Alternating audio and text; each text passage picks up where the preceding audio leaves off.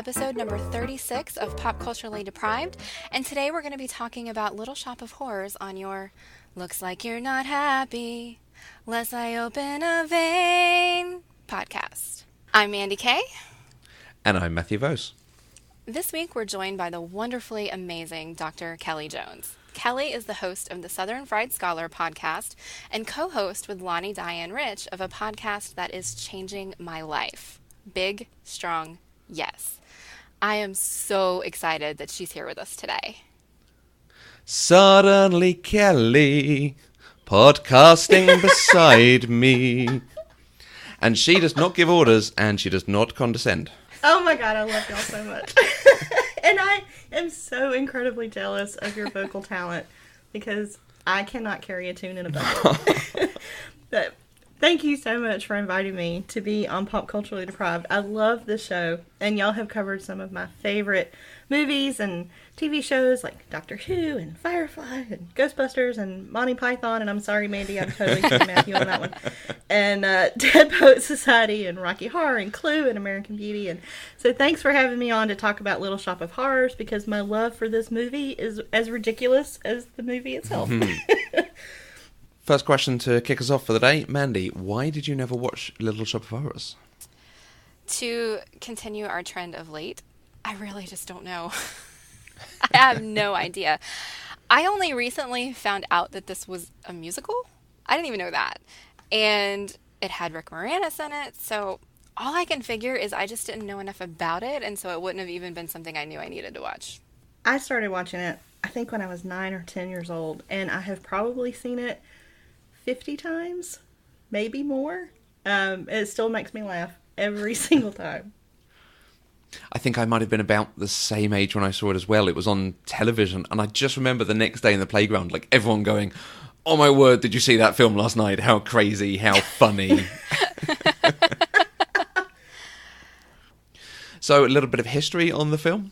The Little Shop of Horrors is a rock musical horror comedy film, which was released in 1986. It is an adaptation of a stage show, which is itself based on a low-budget 1960 B-movie horror of the same name. It was directed by Frank Oz and stars Rick Moranis, Ellen Greene, and Vincent Gardenia, with appearances from Steve Martin, James Belushi, John Candy, Christopher Guest, and Bill Murray. Levi Stubbs, the lead singer of the Four Tops, was the voice of Audrey II. And there were two fun casting trivia facts that I found, because, y'all, I'm a researcher and I had to dive in, to understanding more about this movie. But the role of Audrey was initially offered to Cyndi Lauper, who wanted it, but wasn't available with her schedule. And so when she wasn't available, Frank Oz wanted Ellen Greene, who had played the role very successfully on the off-Broadway production for 4 years. But apparently it's really unusual for the stage counterpart to come in and play the movie role. But I think Ellen Greene knocked it out of the park, and I can't imagine a different Audrey. And then for Mandi Kay, because I know you're fascinated by improv, Bill Murray's scene as Steve Martin's dental patient was completely improv, and he made up different lines for every take. So they didn't write a script for that. I can actually believe that because I think my reaction to that scene was, holy crap, that scene was weird AF. You don't go to the dentist and shout that you want a candy bar, candy bar, candy bar. In the original film, that role is played by Jack Nicholson as a character called Wilberforce. Okay. It's just as strange. I kind of feel like I want to go watch the original movie because, I mean, that wasn't a musical, right? It was just a straight B horror movie. I don't recommend it. It's really bad. Okay. So bad. Yeah. All right. Well, if you are like me and have not seen Little Shop of Horrors, it is about a nerdy man who works in a plant shop and finds a very unusual plant that changes his life. So there were two taglines for this movie, and I found like an old movie poster from 1986 that I just loved the tagline that said, "A singing plant, a daring hero, a sweet girl, a demented dentist." Like, what more could you ask for? And the other tagline I found is, "Don't feed the plants," which I thought was funny. Yeah, those are both great. That's nice, because that's the final song from the play, from the musical. Yes. Okay. Clever. Well, how did you watch the film, Matthew? Where was it available in the UK? It wasn't available. I rented it on Amazon Prime. Okay. Kelly, how about you? I watched it first on Hulu, and then sadly it went away. And so I bought it on Amazon because honestly, I'm going to be watching it again. And there's a new Blu-ray director's cut coming out in October, and I will probably be buying that too. Awesome. I actually also watched it on Hulu 3 days ago, and because it was the end of the month, it was no longer available for me to rewatch it last night. So unfortunately, I don't think it's available to stream anywhere unless you pay for it. So, sorry, you guys. Mandy, you only just found out some of the film, I think, just before you watched it. So what were your expectations going into the film? Gosh, honestly, I kind of had a lot of expectations. I was familiar with the line, or at least the idea of the line, "Feed me, Seymour." I've heard that before, like over and over again, and I kind of just knew it was related to this movie. I knew that the plant wanted to eat things. I didn't realize the plant ate people. And then, once we started talking about doing it for the show, that's when I found out that it had Rick Moranis in it, that it was a musical. And so my only thought was, how could I not like it? And what's your previous experience of the director Frank Oz, the stars, so Rick Moranis, Steve Martin? Well, Rick Moranis is always going to be the dad from Honey, I Shrunk the Kids. Always. I don't care how many other things I've seen him in. That's who he is for me. Because I watched that movie over and over and over again as a kid.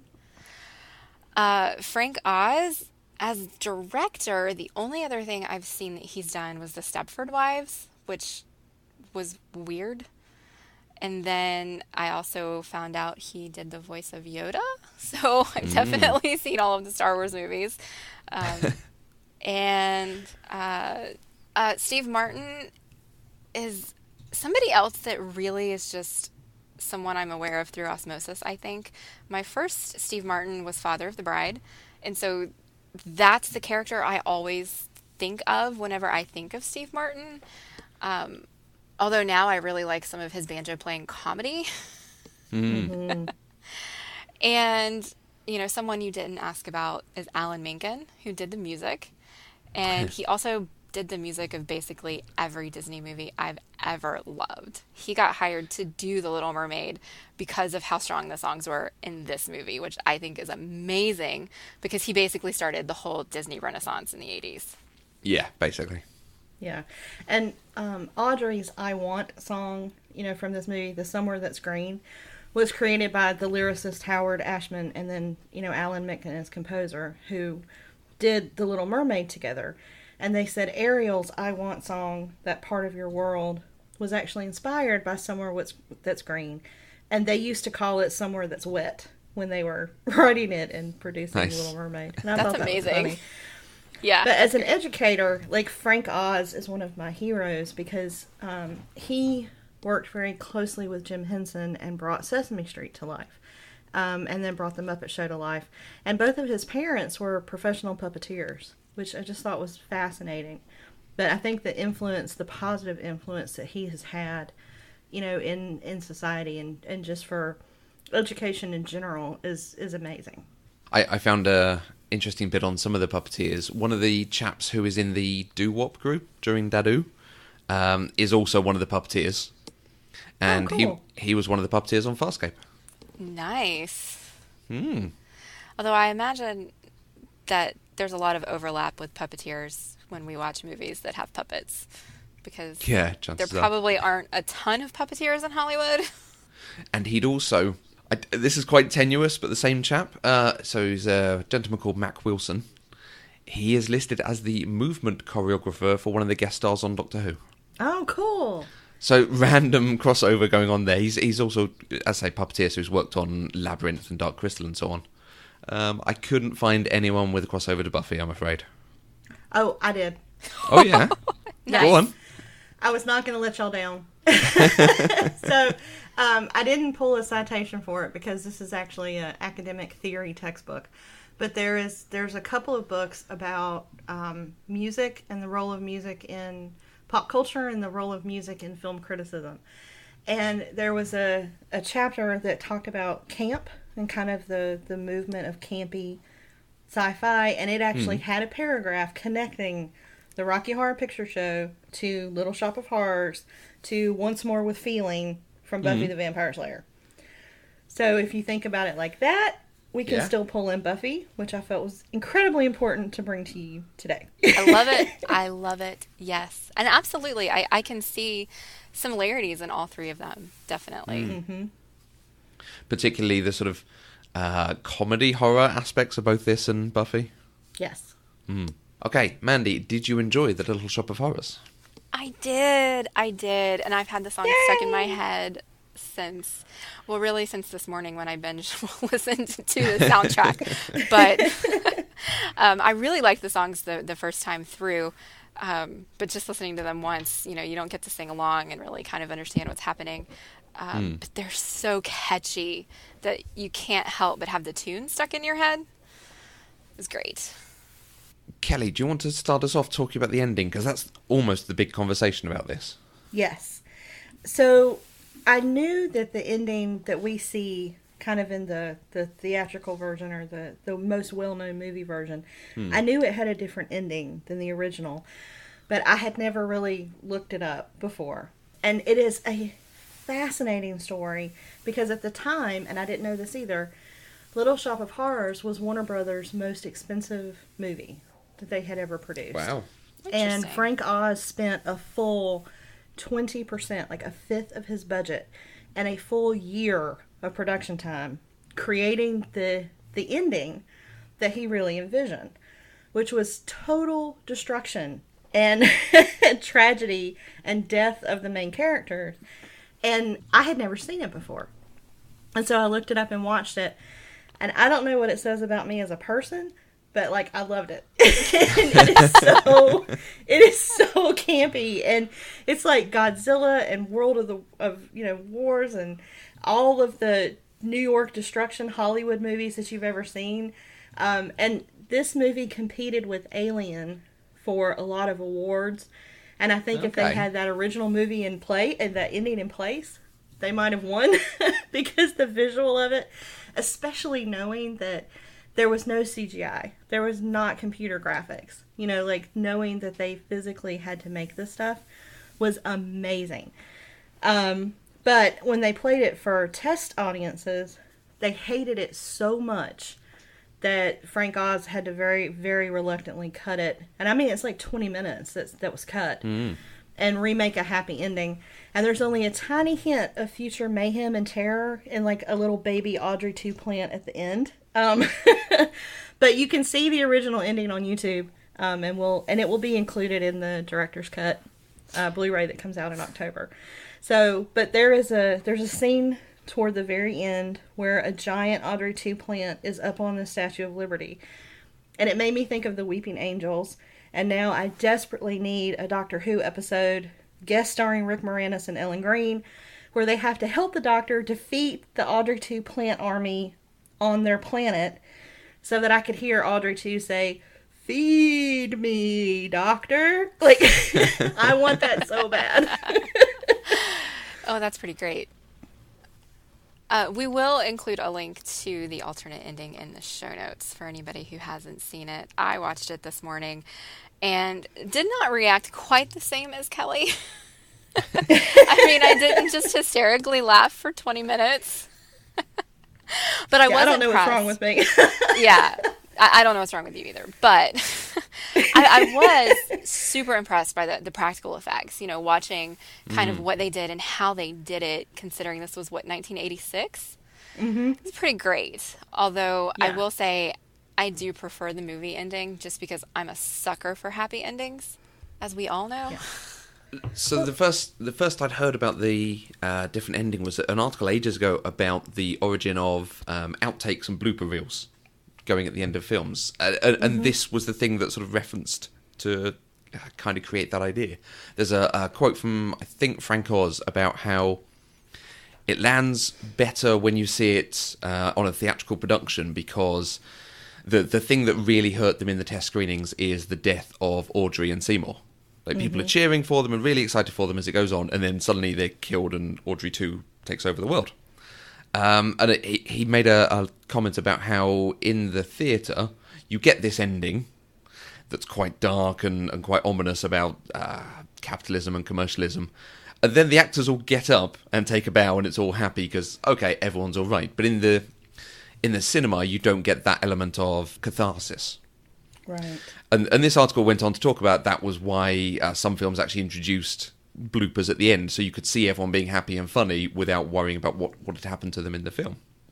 Oh, that's interesting. I started wondering about why it is that way in the theatre as well, because it is really quite dark. He eats Seymour and then lots of Audreys take over the world. There's even one that's worse than that. There's a version where Seymour feeds Audrey to Audrey 2. In like this horrible parody of Somewhere That's Green. Yes, like and then he dives in with a knife and like kills the plant as he's being eaten.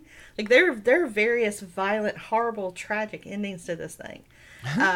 So yeah, but I had never thought about that catharsis that happens when you see the actors all come out and take their bow, but it makes total sense. Well, it does too, especially when you consider the way this ends, the original ending. I mean, they killed Seymour with like no regard for the audience. There was no sympathy. There was no like reverence to it. It was just in slow motion. We're watching Seymour like go towards Audrey 2's mouth, and like it just had no regard at all for the emotional investment that the audience has in that character.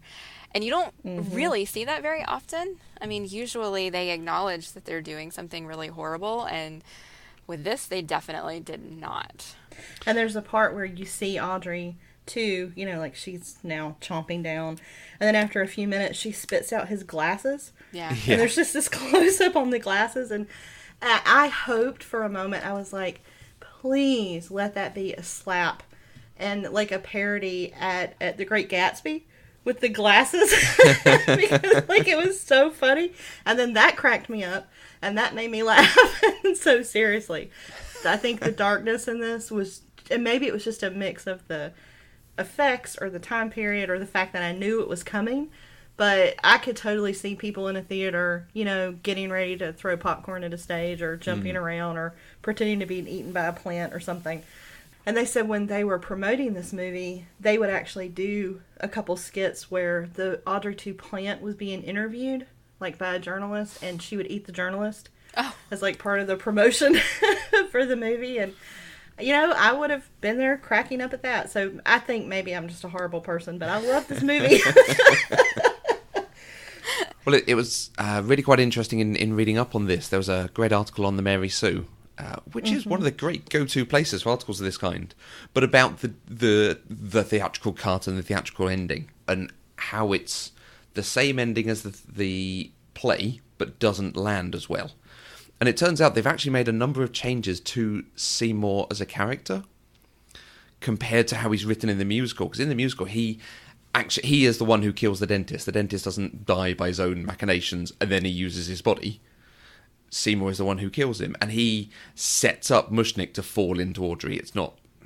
There's an element of grey in the way it's done in the film. So by the time you get to the end and he's eaten, yeah, he has not actually done anything wrong. Whereas in the play, at that point, he deserves to die because he has done bad, evil things.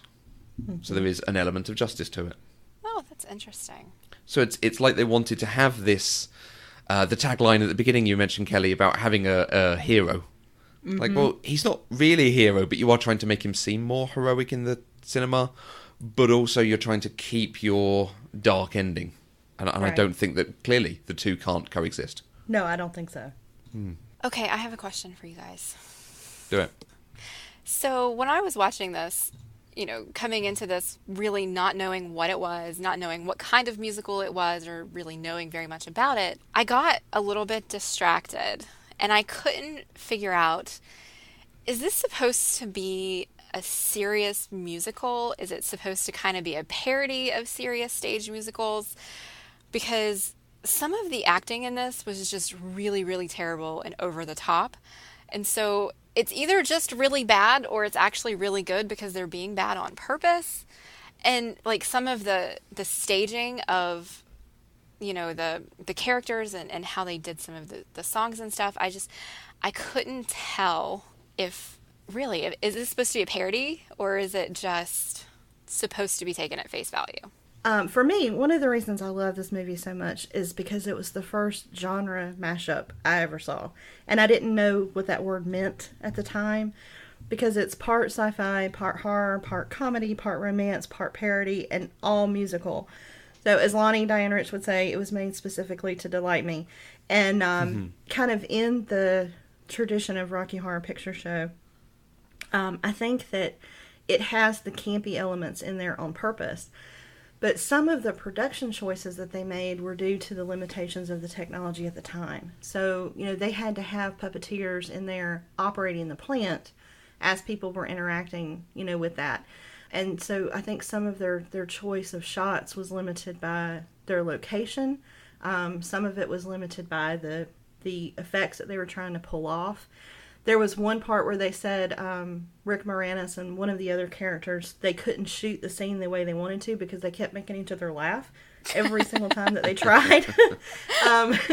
So, yeah, I think it was intentional. I think it's a movie that's very self-aware. And we're going to talk in a minute about the Greek chorus. And I think that they serve that role of showing that the movie is self-aware and doing it kind of tongue-in-cheek. Okay. So I think it was intentional, but I'm not a film scholar, so I could just be appreciating something that's not there. Yeah, the first time the question popped into my head was right after Seymour put Audrey 2 in the window. The first guy who comes in, who's, you know, all dressed in a suit, he's got the fedora on, and he starts talking. And the way he delivered his lines, the way he was talking was very over the top, very fake, and I couldn't tell if that was on purpose. My first thought was, oh, this guy is like a cop or some guy from the government who's watching this alien and is coming to take it. You know, I watch too much sci-fi, clearly, you know, because he seemed fake with the way he was delivering his lines. Is that Christopher Guest? Yeah. Yeah. Yeah, I think that was intentional. Okay. Yeah.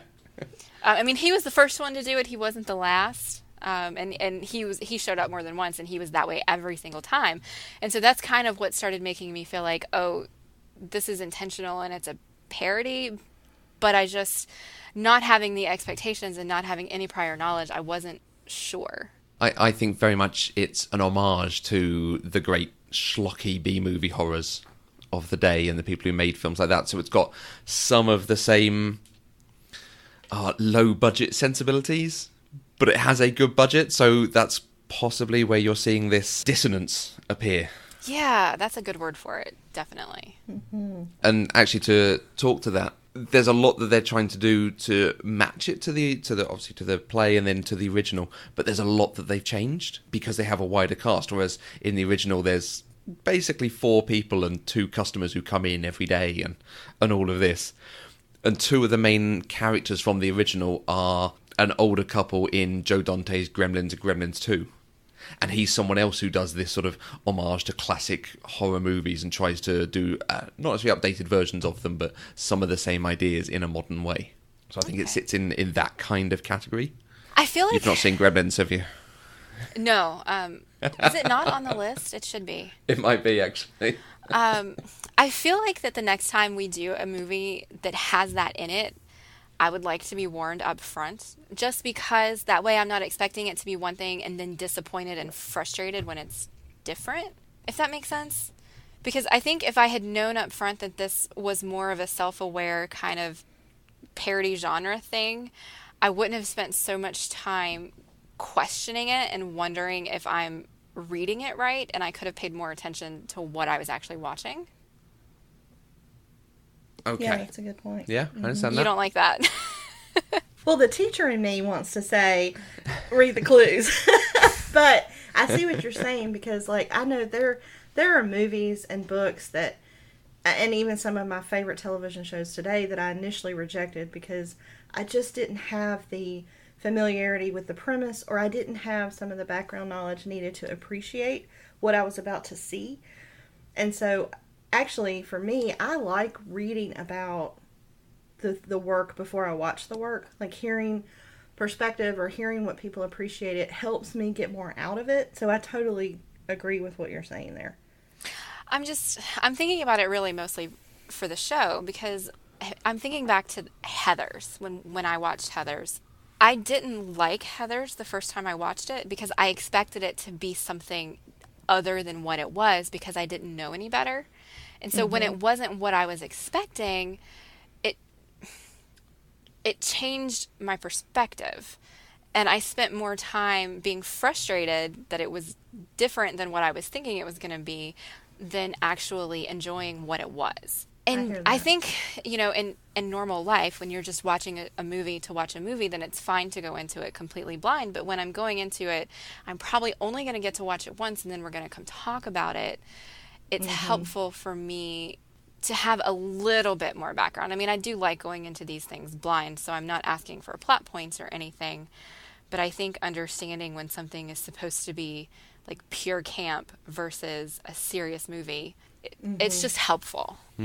So if we ever do get to Gremlins, I know to expect some camp.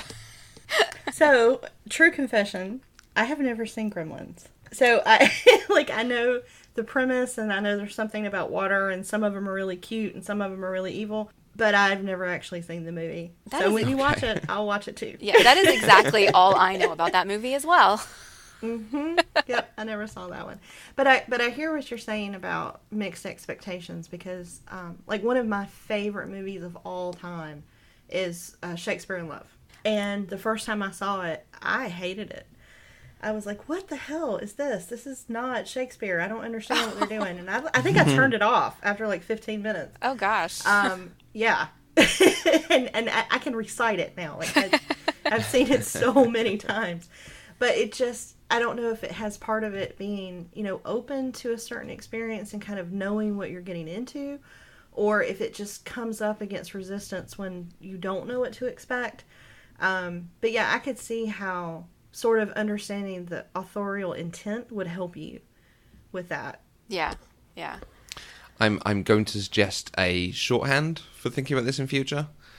If the main actors are played by people from Saturday Night Live, chances are it's got some self-knowing campiness.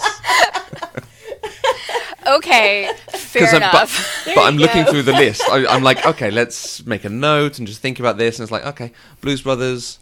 Oh yeah, the Ghostbusters films. Oh, Groundhog Day. Yeah. Okay, that point might taken. Be a really good tool, Matthew.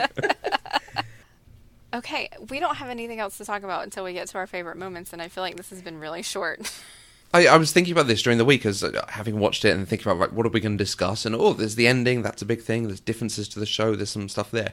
But by and large, this isn't a film where I'd go away and talk about, the depth of the theme and the nuance they're showing in this. I just want to gush about how good it is, because it's fun. Can we just, sing the songs? Yes, I would love for y'all to sing, and just sing for me. That would be freaking awesome. I can do the, oh, please sing for me thing. I can't sing along with y'all. But I think I really would love to hear your favorite part, and that's kind of my favorite, theme right now in life anyway. Let's talk about your favorite part. I love that. And what's your favorite song? So, what's your favorite part of the movie, and what's your favorite song? I think that would be fun. Right, Mandy, go. My favorite song is Grow For Me, which is why I chose it to introduce the episode with, because it's just amazing. I'm not going to sing it, though, because I kind of already did. And I think my favorite part of the movie is the happily ever after ending. Because of the fabulous dresses she gets to wear. She does get to wear some pretty fabulous dresses. Yeah. But and she has a wedding dress just waiting in her house. There was no shopping required. I did not make a note about that, but that was my first thought too. I was like, who just has a wedding dress in their closet? Yes. Ready Especially when you've been dating motorcycle dentist Elvis Steve Martin. Why do you just have this wedding dress? I don't know. I kind of love that about her. She has a costume change for anything life throws at her. Audrey's ready to go. Yeah. And yeah, she is dressed wonderfully when she's in Skid Row. Yes. And it's very tight and a fair bit revealing, but she does look good in it. But then when you see her in those flowing 50s gowns and prancing around the house dusting and looking after everything, she looks incredible. Yeah, she even has a line in her song. I cook like Betty Crocker, and I look like Donna Reed. And I love that line. I mean, that's my least favorite song in the whole show, but it made me smile the whole time I was watching it, which I think is pretty awesome.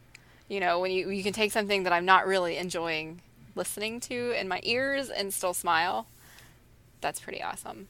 The other thing I wanted to mention that I really, really, really enjoyed was, I think this is the movie that introduced Tisha Campbell to the world. She's one of the girls in the Greek chorus, and she was so committed to her part, and it was amazing, and I loved it. I had no idea she could sing, and I loved watching her. Her facial expressions, just how into all of the songs that she was fantastic. What else have you seen her in?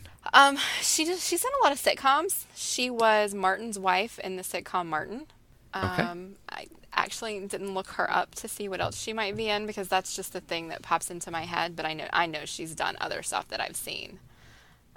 Is she the one from Everybody Hates Chris? I think so. I think one of them, because I was looking them up. I haven't really seen them in anything, so. Yeah, when I saw her name, I was like, that name is really, really familiar. But, like, the image of the woman who popped into my head, I was like, she's not a singer. Like, that's not her. And then I saw her, and it was totally her. And then I kept watching her just because I kind of wanted to see, and it was fantastic. She was also on My Wife and Kids, which was another sitcom. Which I've not even heard of. It is a Wayans Brothers sitcom. Okay. So one of the Wayans Brothers. She says dismissively, ugh. Kind of. Yeah. Yeah. But I mean, I know her from the TV show Martin from the 90s, early 90s. Right. So she's fantastic. There was one of the chorus. In fact, yeah, it is Tisha Campbell, who wasn't able to come back and refilm the new ending with the lovely house and them going in, having just gotten married. So as the chorus walks through, the camera pans down to the small Audrey 2, and you only see the third one from the waist down as she goes past. I didn't even notice that. Yeah, it's really clever. Yeah. Very cool. What about you, Matthew? Favourite song is probably Dadu. I would never have guessed, because you tweeted that and you put it in, the outline. I just would never have thought that you were interested in that song. It's wonderful. It's such a short song, but it does so much so well. The first shot of the chorus, and they open it by going Dadu. And he's walking along. In Skid Row, Rick Moranis walks along with his hands in his pockets, and he's got this whole street urchin thing going on that really does work for him. But then in this, he's sort of bouncing along the pavement in his nice sort of baseball jacket shirt. He's having a nice happy day and says hello to the nice Chinese plant salesman. So it's performed really nicely, and then the song is just so catchy because the Dadu changes almost every line depending on what he's said before. And when the light came back, this weird plant was just sitting there. Just, stuck in, among the zinnias. Yeah, when you had actually inserted Dadu as the placeholder for my intro, my first thought was, I don't really know how that goes. And so I went and watched the song, and I was like, well, which one is he wanting me to do? Because they're all different. Every time, they're different. And, like, some of them are like, I can't even think of it right now. But there was one that I almost did that was, like, very, very doo-woppy and, like, kind of long. It was great. Mm-hmm. And, of course, it's the one that has that great crescendo of... When suddenly, and without warning, there was this... Yeah. Yes. And it got very dark. Yes. It's the suddenly and without warning. That's Yeah. my favorite part of that. Yes, that's my favorite line in that song. I love it Yeah. because It's I so mean, good. I'm sorry, we just experienced a total eclipse of the sun, and it was neither suddenly nor without warning because it moves really slow, you guys. So I was just like cracking up at that moment. But Rick Moranis sells everything in this movie. His face is incredible. I mentioned one of the doo-wop guys, because he stands and has this little doo-wop moment with these guys on the side of the road. And one of them is one of the puppeteers.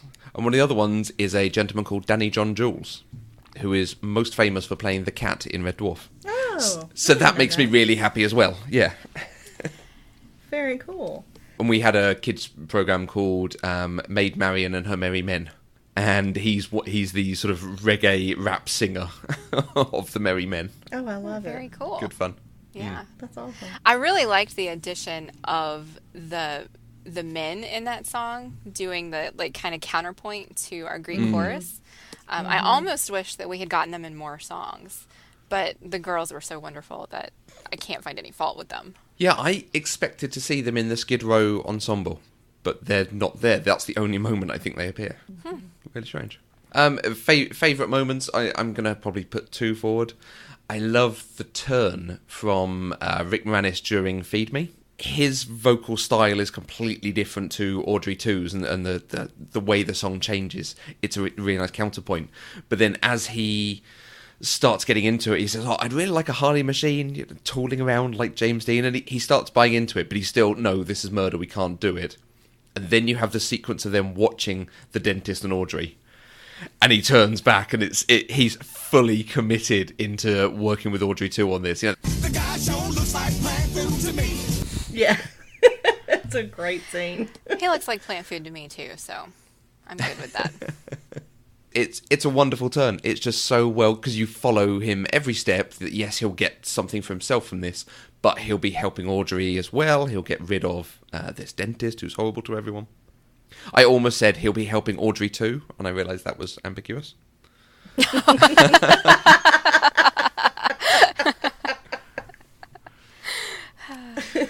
But I would be remiss if I didn't mention Steve Martin and his song, because that was one of the moments I remember discussing with my friends, just how cool he was, how funny it was, him just going around punching the nurse, who again is a British comedy actress, who's been in Harry Potter and Blackadder and all sorts, and the pulling the head off the doll that he does behind his back. And that's the physicality of Steve Martin. You know, as a trained magician, he does this stuff without looking, because he knows exactly what he's doing at all times. And the dealing with Rob Schneider, and just the fantastic moment in the middle of, Oh, mama. It's so funny. the whole thing just has so many gags in 2 minutes. Okay, but am I the only one who thinks that Steve Martin sounds like Nathan Fillion in that song? No, I see that a little. And to me, it was kind of this mix of like Elvis, and there's a little bit of Nathan Fillion in there. There's some just raw Steve Martin. Like this was my first Steve Martin role. Like this is the first time I ever saw him. So he, to me, is always the sadist dentist, like always. and he's a horrible person, and yet you just still can't help singing along and kind of. Now, I am fully on board with him being fed to Audrey too. Like, that dude deserves to be plant food. But he was still incredibly compelling and able to be funny even when he was being, so horrifically torturous to the people around him. And as a kid, I think especially at the age when I was watching this, I had to go through a lot of dental work, a lot of dental surgeries, it was just a disaster, y'all. It was awful for years and years and years. And it made me feel better to know, because like I knew that my dentist was like a demented serial killer. I have no question about this. And I felt like reassured that yes, evil dentists were a thing. But mine didn't sing and dance, and it would have been more fun if he had. Okay. And it's really funny you're saying that's what you think of Steve Martin from, because he normally plays these very genuine, nice, intelligent guys. I know, right? He's always like the evil sadist dentist to me, always. Like, I think he comes home at night and like whips a toothbrush out of his pocket and he's like, do what I say. Like, but it still cracks me up even when I think of him doing that. So, yeah. His hair really freaked me out. This is the only thing I've ever seen him in where his hair was not white. That was a wig. I'm sure it was, but yeah. No, I'm saying it was, and it's the only thing he's ever been in with his hair that color. Okay. Yeah. Okay, cool. So I'm not the only one who might be freaked out by that. Okay. No. All right. So, Kelly, you aren't allowed to name the whole film. You can't name more than 50% of the songs, but what are your favourite songs and moments? So, my favorite part of the movie is the Greek chorus, other than the music. But I love the Greek chorus. I love the fact that we have a Greek chorus. I love the role that it plays in this movie. I love the girls themselves with their attitude and their ability to interact with the audience and kind of, wink at us and show us some things behind the scenes. And I like their involvement in the story as well. I just think that they were flawlessly done. Yeah. And they were all named after girl bands from the 1950s and 60s, which I thought was really cool. Lovely. The Chiffons, the Crystals, and the Ronettes, like they were real bands, so that's where their names come from. And 2 of those actresses were 15 and 16 years old when they took this on. So to be that young, to me, they carried the storyline. Like they were, all the way through, and they had this kind of magical presence and just this power of stage presence, and their voices were amazing. Their costumes, oh God, y'all, their costumes are just incredible. The purple one was amazing. Oh, right, I know. And how the rain doesn't fall on them, and Frank Oz wanted to have a spotlight on them everywhere they went, and they weren't able to do that with the production setup. But making sure the rain didn't fall on them in that one scene was kind of a way of introducing magic around them, and I thought it just worked beautifully. But, I think that they break the fourth wall a little bit, singing to the audience and tell us, hey, we know something you don't know, But just to do that in such a wonderfully musical way, they made the movie for me. I adore them. I mean, I love Rick Moranis, and he's wonderful, but the Greek chorus is my favorite thing. Yeah, they are the thing that elevate this from just an ordinary musical, because, like you say, they're integrated into everything that's going on, and they help us understand a bit, because it's always a bit strange when you're watching a musical and suddenly the townsfolk are singing with them. Right? Yes. and they help add to, like, the song Supper Time and them coming out of the dark. It just adds to the sinister feeling of the song that wouldn't necessarily come across in the sets they had. So they found another way to introduce it. And it's really interesting how I think it's Feed Me and Mean Green Mother are the 2 songs they don't join in on. Right. And it's funny because Mean Green Mother from Outer Space was nominated for the Academy Award for Best Original Song in 1987. And it was the first nominated song ever to contain profanity or to have cuss words in it. Okay. And personally, I've always loved, like, the sassy, foul-mouthed, badass alien, Audrey, too. Like, I love that. But I thought it was interesting that was actually the first song, to have cussing in it that was nominated for that kind of award. And it lost out to Take My Breath Away from Top Gun, I think. But it was nominated, for that. My favorite song, and again, y'all, I don't know what this says about me as a person. This movie has me questioning, myself, but is Skid Row Downtown. For the verse that says, Poor. All my life I've always been poor. I keep asking God what I'm for, and he tells me, gee, I'm not sure. Sweep that floor, kid. Oh my God. Like, I need y'all to sing that line for me because I can't sing it, and it's wonderful. And it cracks me up every time. And so this movie is, kind of campy sci-fi and over the top and silly in parts, but it does address poverty in a real way. We see a local business having to close, in a terribly depressing and depressed neighborhood, and the whole movie just reeks of poverty and alcohol and violence and desperation and despair. And it's sad and kind of harrowing, but at the same time, it still has this humor, in it. And I think Seymour and Audrey, we see them kind of the effects of being raised in poverty and the mentality that comes from knowing your choices are limited and that no one ultimately cares about your well-being. You know, if you're on Skid Row, then you're kind of at the bottom of the barrel.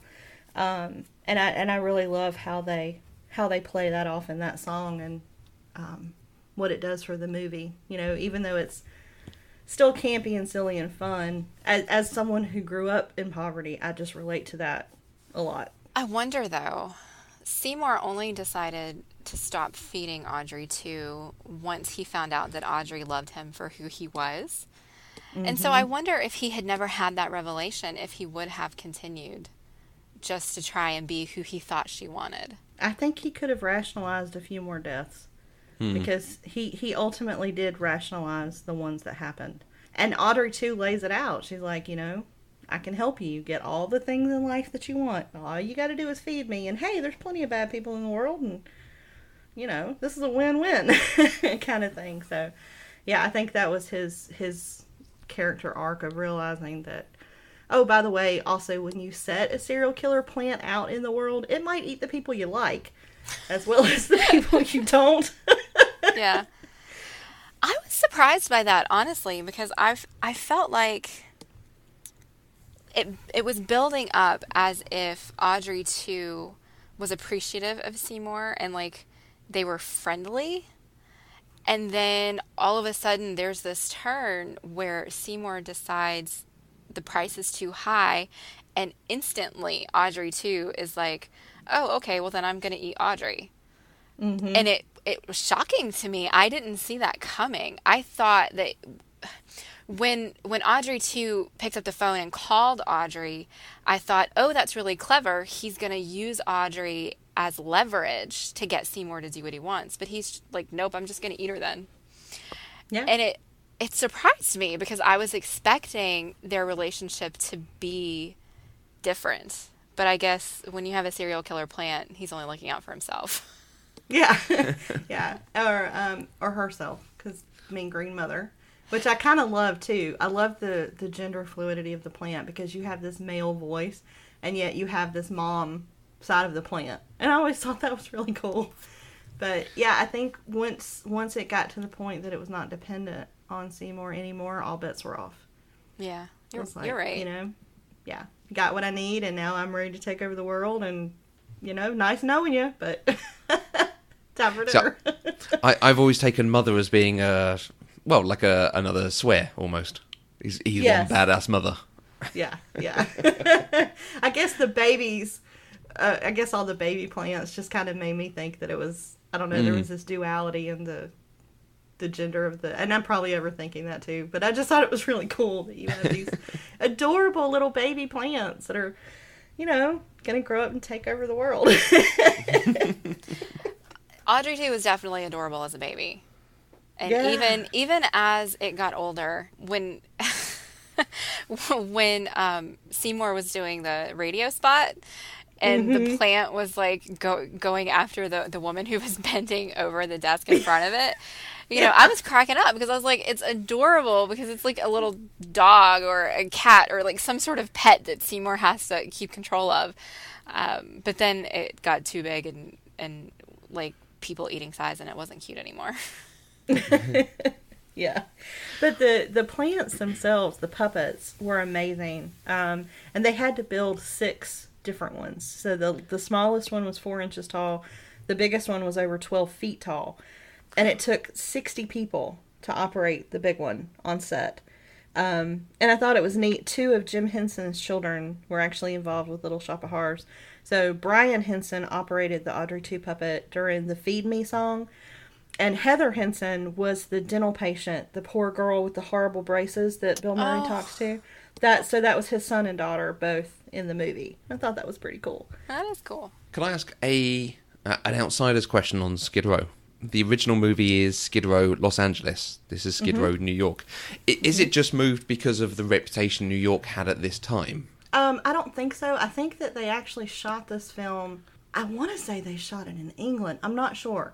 Yeah, but Pinewood. It looked more like New York. And I think that one of the big goals was to destroy New York City at the end. And so they kind of pick location with that in mind. But I did, of course, being the geek that I am, looked up the history of the word Skid Row.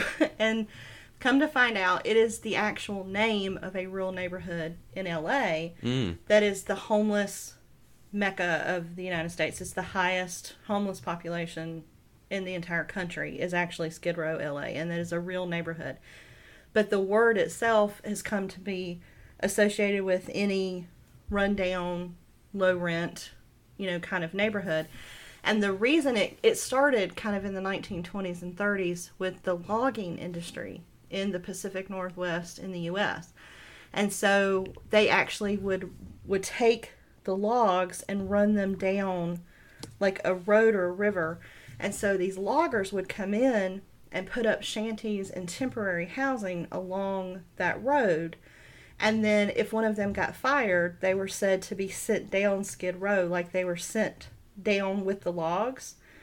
And so it became synonymous with like temporary housing and poverty and kind of the rough living that comes along with that. So I think it's synonymous for that type of neighborhood anywhere you find it, more so than like a specific city. Right. And there was an interesting thing I found when looking at Skid Row as well. There's a band called Skid Row, an old metal band. Yeah. But it was actually Nirvana's, the original name of the band Nirvana. Yes, Kurt Cobain started Skid Row before he started Nirvana. Yep. Absolutely. Very Okay. cool. So, and as much as I love this movie, I will say there was one thing I wish I could change. And it just bugs me every time I watch it. So you have Audrey when she's kind of singing the Suddenly Seymour, song. And she talks about like following bad guy after bad guy. And they snap their finger and she says sure. And we hear her say sure like all the way through the movie. This is her response, to anything that anyone asks her. And so when Seymour asked her to marry him, I wish she would have said yes and not sure. And I wish she would have fed that sadist dentist to the plant herself. So, like, her lack of agency in this drives me crazy. But the movie was supposed to be set, like, in the 1960s. And, of course, that is not a feminist, story or like, a feminist time period. But just changing that one word from sure to yes, I think would have made a huge difference. Because how do we know that she's not just following one more guy? Like, it's no different. She's responding to him the same way that she's responded to other men. And it just bugs me. I think that's a fair criticism. But it's like one word in the whole movie that I would change. The rest of it I love. Yeah, it's hard because I see exactly what you're saying. If she'd said yes, it would have been her taking an active step. But there is also, like you say, she says, sure, and she doesn't say sure. She says, Sure. Yeah. Sure. and that's, it's kind of a cute thing. So it's continuing her catchphrase typeness. Well, talking about Audrey, why is her voice the way that it is? Because that's not Ellen Green's real voice. She's like choosing to talk like a baby. And I think that's exactly why. Yeah. So, you hear her real voice when she sings. So, But yeah, I think yeah. that it speaks to expectation of femininity in the time period. You are, where you're literally supposed to be more childlike, innocent and sweet, accommodating, and so that sweet, high-pitched kind of baby voice, I think it's just an embodiment of that at the time. Okay. Because And also the relationship she's in, trying to be as inoffensive as possible. Yeah. yeah. Talking nicely and sweetly. I went and looked up YouTube videos of her because I needed to know that wasn't actually her voice, because I was fairly certain it wasn't. Because when she sings, you could hear, like, when she had to hit those higher, more powerful notes, you could hear her real voice. And I remember thinking, wow, her singing voice is so much better than her fake baby speaking voice in this movie. And the very first thing I pulled up was one of her appearances on the Johnny Carson show. And she came out and did the voice as if it was her regular voice. And I was like, Awesome. why are you giving an interview in this voice? And so then I was like, well, maybe that is her real voice. And so then I had to watch something else. And that was when I was like, okay, good. That's not actually how she talks. But, yeah, I mean, she committed to it for sure. The blonde wig was also her idea. So the original Audrey character was supposed to be a brunette, and she kind of picked out the look and feel of that wig. Okay. It was all, you could definitely tell that everything about Audrey's character was done intentionally. Oh yeah. So is there anything else that we want to talk about for Little Shop of Horrors? There was one more thing that I wanted just to mention, because it kind of weirded me out a little bit, and I tried to think of other examples of musicals that have done the same thing, and I couldn't come up with any, so maybe you guys can. But the beginning of the movie, there are two songs right at the beginning. The prologue with the guy doing the voiceover, and that introduces the idea of Little Shop of Horrors, and then we get the Skid Row song. And it isn't until after that second song that we learn who the main character of the movie is. It could be anybody, because Seymour doesn't even sing until the end of Skid Row. And so I found it an interesting choice that in this movie, we don't know who the cast of characters is right up front. It takes a solid, 10 minutes to figure that out. And I don't know that I've really seen that happen before. Or am I just failing to remember something that's very obvious and normalized? I feel like it's a normal musical thing, because usually your introductory song is the ensemble singing something, but with your stars singing the central verse of it. And like you say, it's the end of that song where he and Audrey start doing this duet, but not singing together, and then coming together on a corner with the ensemble behind them and everyone doing stuff. I feel like it's a musical trope rather than a movie trope. Okay. Yeah, maybe so. I'm trying to think of another example, and I don't know that I have one off the top of my head. I mean, Les Mis does it. It's the end of Look Down that introduces Valjean and Javert. Okay. Yeah. I guess I just wasn't paying attention, and I was so focused on what was happening on the screen that all of a sudden I realized I don't know who any of these people are. Do any of these people even matter? And that just struck me as weird. Even though, I knew that Seymour is supposed to be the main character because, like I said, I had heard the line, "Feed me, Seymour," which I don't actually think is in the movie, but that's how I had always heard it. And so I knew when Rick Moranis showed up that he was the main character, but it took a while to get there. The other thing was the voiceover at the beginning added because they changed the ending? Oh, that's a good question. I don't know the answer to that. Because I was listening to the soundtrack this morning, and that prologue doesn't make sense if at the end the Audrey 2s take over. And so I didn't know if that was always part of the song or if that was something they added to kind of let everybody know up front that everything's okay and the world doesn't end. I don't know. I didn't pick up on that. That's a really good question. I don't think so, because I don't think that's an original song, the prologue. Okay. And I think the voiceover is part of the prologue, part of the song, effectively. Right. Well, it is at least on the movie soundtrack, so. Okay. Little Shop of Horrors. My favorite line there is "Little Shop of Terror." Yeah. Yeah. Call a cop. It's like I love how all the stuff that they got to rhyme with shop in there is so funny. Yeah, it's great. My reaction to that song initially was basically, this song is really catchy and sounds amazing, but I have no idea what it's about. Because there's so much happening on the screen, and you've got these girls who are just awesome that I wasn't able to focus on the words that they were saying. Yeah. So it was basically I don't know what's happening, but I love it. It's fantastic. I like how they kind of change stuff around. So you have that no, oh no. They've got the no in there, and the watch them drop. It cracks me up too. I just thought it was really funny. I like where they almost get run over and they all look out, look out, look out. Yeah. It's absolutely valid.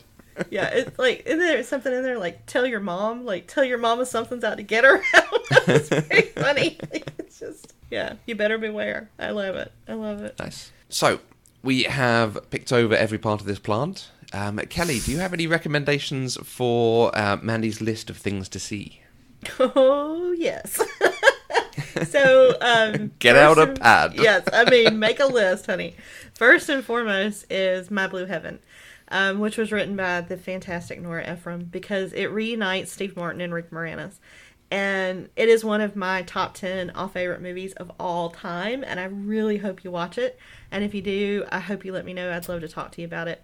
That movie is so funny and so wonderful, and the two of them together are just fantastic. I would also recommend Pushing Daisies, starring Lee Pace, because Ellen Greene is in there, and her character is fantastic.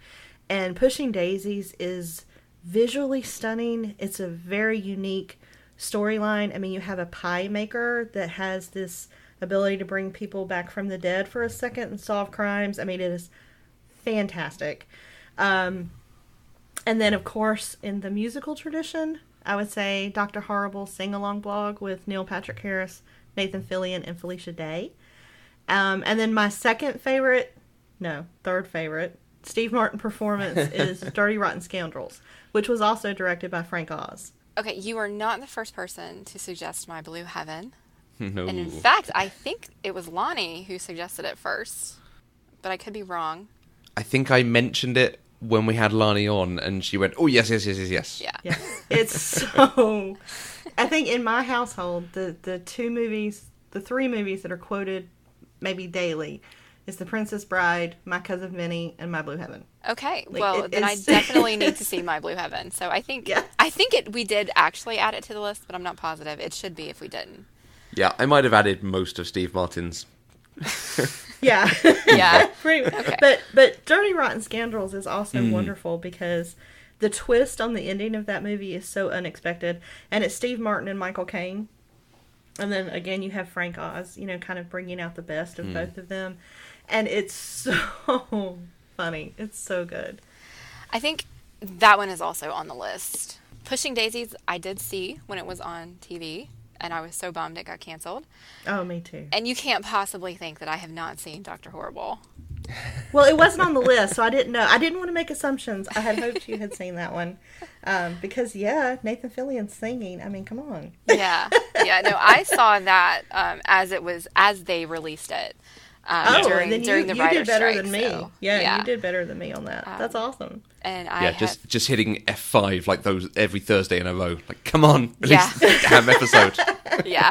And I listen to the soundtrack quite frequently. In fact, on my Spotify, I have a playlist called Awesome Geek Musicals that started with Dr. Horrible soundtrack. So I would love a copy of that playlist, or like a list of the songs. I think, that would honestly, be right now, I need to add Little Shop of Horrors to it. Right now, it is Once More with Feeling, Dr. Horrible, and the only good musical episode of Xena that exists. Oh, okay, because the cool. second one we don't talk about.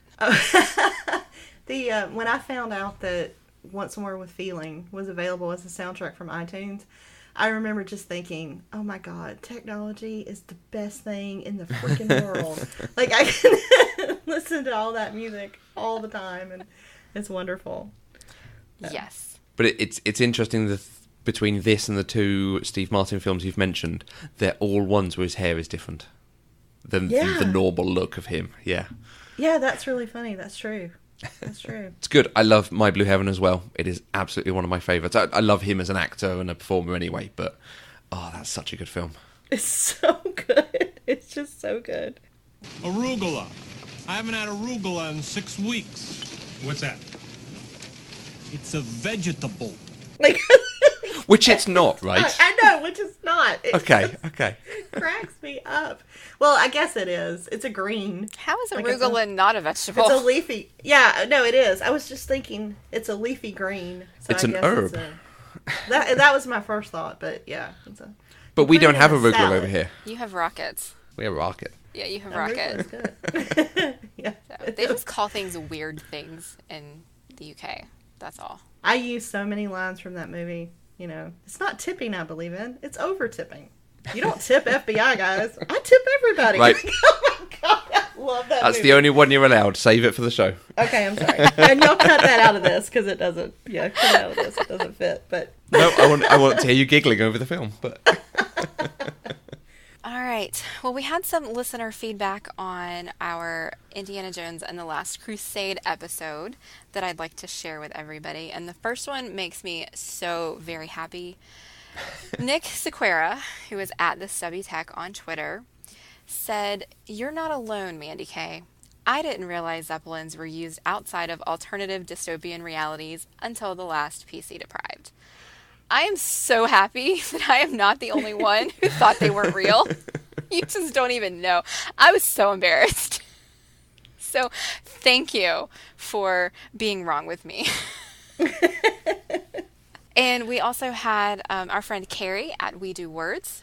She said, "I was really happy to hear Mandy K like The Last Crusade. I didn't realize I cared until you said it, Mandy, and then I let out a big breath and smiled. Also, the moment when Indy's father pulls out his umbrella to send the birds up is one of my faves. Thanks for another great ep. Oh, and perfect point about Indy and women. Totally agree." So thank you guys for leaving feedback. We read everything you guys send, and we really appreciate it. And there are a lot of ways that you can do that. If you want to give us your comments on this or any other movie we've discussed, you can use the hashtag PCDeprived on Twitter.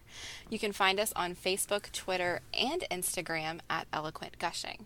You can also email us using podcast@eloquentgushing.com. You can find each of us on Twitter. I'm at Mandy K. And I'm at Matthew Vose. Kelly, it has been an absolute delight having you. Thank you for joining us on this one. Where can people find you in the world? Oh, thank y'all so much for having me on this. It has been so much fun to talk to you both, and I love the show, so I'm glad that people are tuning in. I'm on Twitter at Dr. Kelly Jones. You can find me on the Big Strong Yes podcast with Lonnie Diane Rich at chipperish.com and the Southern Fried Scholar at southernfriedscholar.com. And Matthew, total side note, I won serious mom points with my 18-year-old because I was able to explain the origin of the band title Led Zeppelin, because I learned that from you on that Indiana Jones episode. So thank you for that, because you helped me be a cool mom. You're very welcome. My Wikipedia fact recall is obviously helping.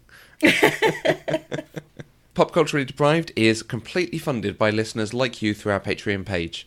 Anything you can give, just $1 a month and upwards, gives access to exclusive content and helps to support the network. To find out more, visit patreon.com/eloquentgushing. And don't forget, we have a newsletter with news and announcements about the weeks coming up. The link is on eloquentgushing.com. We'll be back next week with another episode of Pop Culturally Deprived, where Matthew and I will talk about David Tennant, Matt Smith, and Peter Capaldi's key episodes of Doctor Who.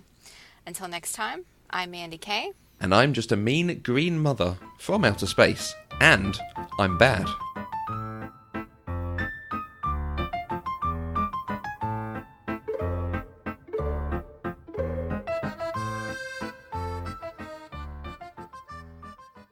Pop Culturally Deprived is an Eloquent Gushing production. For more information, go to eloquentgushing.com or find us on Twitter at eloquentgushing.